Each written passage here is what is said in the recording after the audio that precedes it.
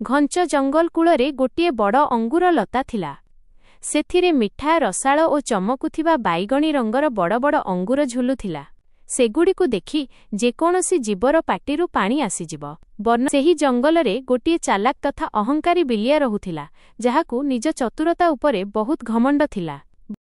दिने अपराह्नरे blue blue बिलियाकु बहुत जोरे फुक लागिला, तथापि तार नजर अंगूर लता उपरे पड़िला। बिलिया, वाहा, केते सुंदर ओ रसाळ अंगूर होईछि, आजि तो खाइकी मजा आसीजिब। बिलिया तुरंत लता तळकु गला।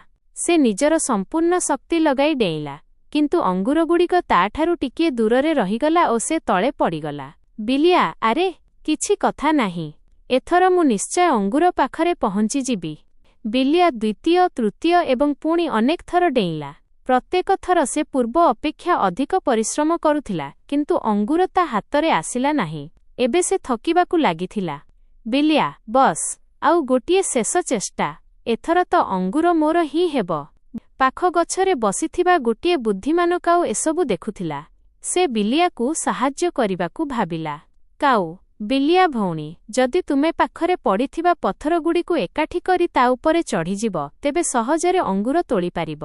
बिलिया, मोते काहारी साहाय्यर आवश्यकता नाही, मु सबु किछि निजे करि पारिबि। बिलिया आउ थरे निजर संपूर्ण शक्ति लगाई डेइला, किंतु एथर मध्य से अंगूर पाखरे पहुंची पारिला नाही। एबे से संपूर्ण भावे थकी जाइथिला।